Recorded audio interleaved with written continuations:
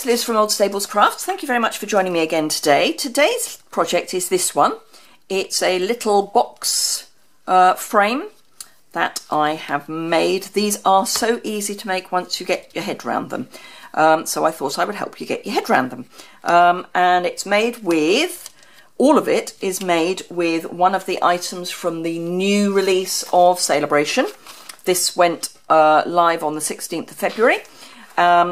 This little brochure has got the previously released items, the new Eclectic Expression stamp set, the Springtime Foil Specialty Designer Series paper, which is this, which is in gold, rose gold and silver foiling, which I will show you all of that in a moment. And then, so these two items are both free with a £45 order. And then this is a bundle that is free with a £90 order, and it's a stamp set and textured impressions embossing folder, and the embossing folder will be available to purchase if you want to spend money on it in the 2018-2019 catalogue. So there you go, and this is some more of the items that are already on release. So I showed you the bundle, the blossoming basket bundle yesterday, assuming I've managed to post these in the right order. So today it's the foil. This is the foil. It is gorgeous. It's really good, thick quality. It's like a lightweight card. It's on a gloss finish. And we've got bubbles, stripes, this lovely floral, and then there's a leaf pattern. And it is gorgeous. It's such wonderful quality. I cannot believe we're giving it away for free. Anyway, so this is the project. I'm going to start by very quickly colouring in the pattern for the inside. So I have got cherry cobbler blends. So I'm going to start with the dark one and very quickly I'm just going to add a bit of shadow. The blends work beautifully on this cardstock, and I'm going to call it cardstock because you know what, it pretty much is. So that's all I need of that, and then I can come in with the thick end of the cherry cobbler light blend and just add the colour over the top. Now I'm going to avoid the little bit in the middle because that I want to have yellow. So I'll be using the dark Daffodil Delight for that. I'm just trying to be careful, having fussy cut this out just to save time. I'll obviously have to be a bit careful to not tear my stem.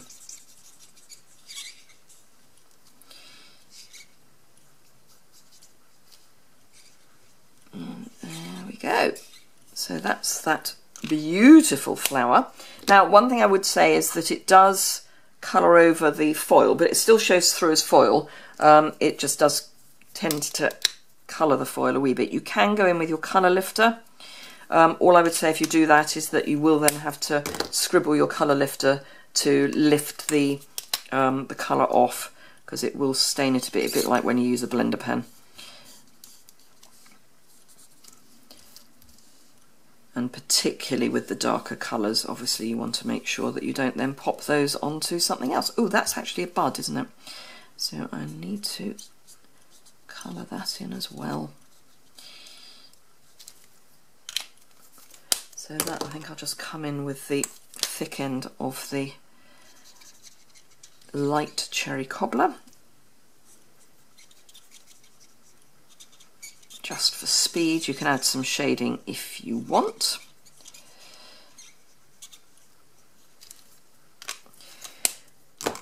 And then I'll come in with the thick end of the light old olive.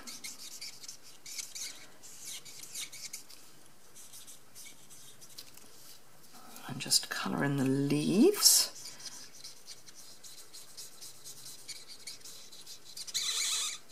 It goes very squeaky on this gloss card. It's an interesting noise. Don't know if you can hear it, but yeah, it's almost like fingernails down a blackboard. And then the dark old olive again, just for the stems. As I say, if you're doing it this way round, to be honest, I would colour it and then fussy cut it, but I just wanted to save a bit of time.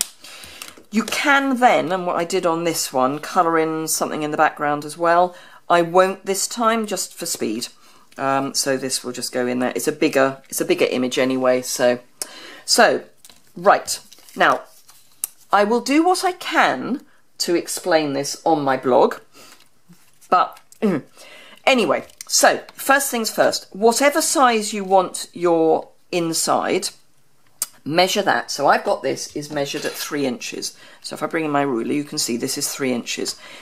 You need to cut a piece of cardstock that is that measurement plus 5 inches, because you're going to lose 2.5 inches each side for your frame. I will not, I'm afraid, be converting this to metric. So if you've got our scoreboard, it's got inches on it. If you've got our trimmer, it's got inches on it, regardless of where you are in the world.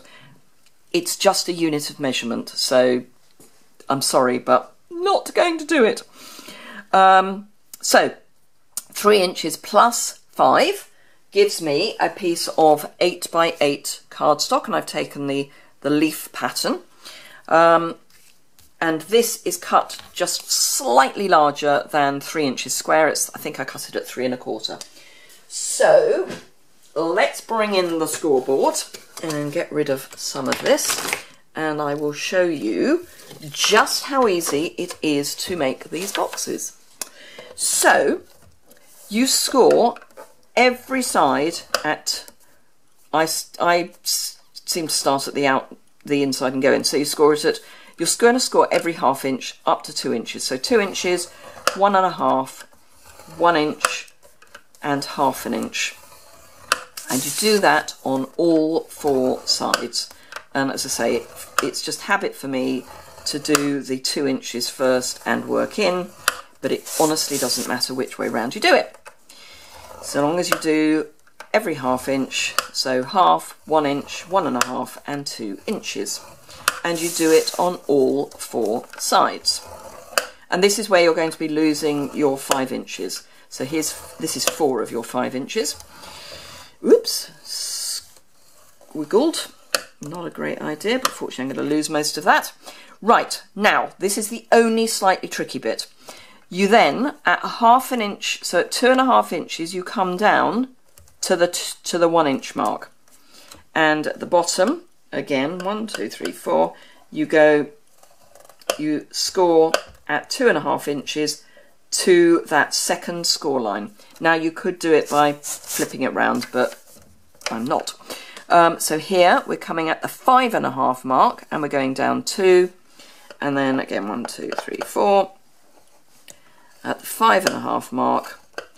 And if I swish those round, you'll see I've got that at 2 1/2 and 5 1/2 down to the second score line. That's your scoring done. So all you have to remember is you do the same scoring on all 4 sides, and then on 2 sides you add the extras, and they need to be 2 opposite sides. You add your extra little score lines. Then you burnish everything, and this shows you just how brilliant the quality is, because we've got gloss card that's been foiled and it's not cracking. But then you would expect that because it's Stampin' Up. So there are all sorts of rumours flying around the Demonstrator websites at the moment, wondering, and it is pure wonder, whether, because we've got rose gold in the foils, which you can see on this one is rose gold, whether that means we're going to get rose gold foil in the new annual catalogue. To say, it's pure speculation. I honestly don't know, but wouldn't that be lovely? We've got the champagne, which of course is a sort of soft, if you can have a soft rose gold, it's a soft rose gold. But yeah. Right, okay, so here are where I've got my short score lines, so I'll just pop those in, and then from the back, hopefully you can see, I am going to cut down that short score line, cut up all of that set, then come in up one and then across on the diagonal. So I'm cutting away all of the 16 squares, the 4x4s, plus the extra 2.5. Yeah? So if I do that on all the sides, and you can do it the other way as well, you can do down 2, across your diagonal, across your 1, and then lose all of your squares.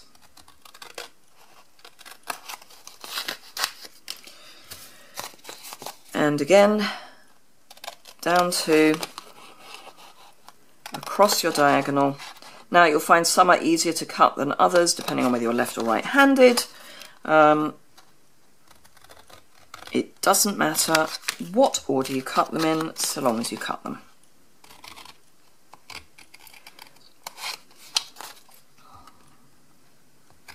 And I always cut away the score line.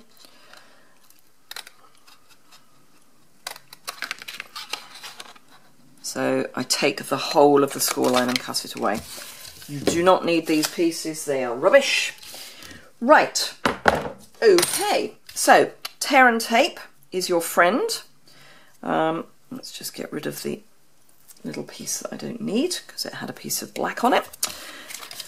On the outside score line of each, just add a strip of tear and tape.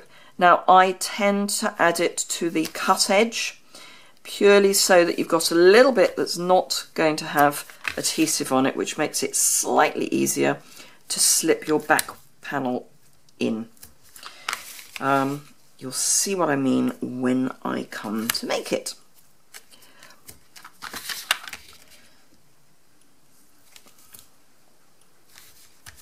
It really is the most bizarre day today. We've got sunshine and heavy hailstones.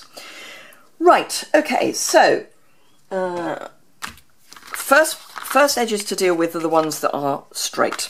So remove your backing, and all you're going to do is you're going to, if I do it with the one I haven't actually stuck yet, you're going to make a square and then fold that over so that, can you see that? Hopefully.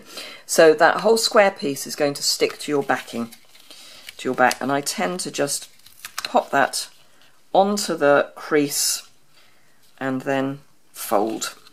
Pop your fingers in the end and just give it a press. Same again the other side. Fold it in and down. And that's that. Now, these ones are slightly different because this time I'm going to bring in some Tombow, a multi-purpose adhesive, and just pop that, if my Tombow would like to work. There we go. The multi-purpose adhesive, and just pop that there. Now, you could use fast fuse.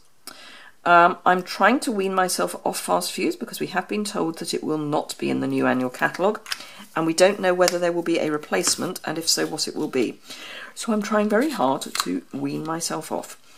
I won't manage completely, but you know, slowly, slowly. So again, I'm just catching in on this fold line here and then rolling it down, and then push your sides in to get a really good, nice square edge. Just hold those in place for a wee while.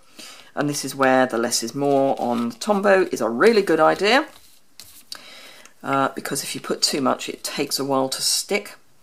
So just a little bit on each side. And I do tend to put it down and then peel my backing off my tear and tape, so it's got a chance to start drying a wee bit. Actually, before I put that in, let's be sensible. this is when you can slip your back piece in, assuming you've got it the right size. And it's not going to play ball. Come on. There we go. So now you can just cut this so that it's exactly the right size, but I do like having a bit of an overlap onto it. And by cutting it slightly larger, it does mean you can really slip it in. So I'm going to ignore that phone because my husband is about and he can answer it. So there we go. And again, just tuck that in and hold it in place. Right, so that's that. Then we just grab our coloured piece and some dimensionals and pop some on the back. Don't need a huge number, just enough to hold each of your flowers in place. Let's just grab how that piece will do.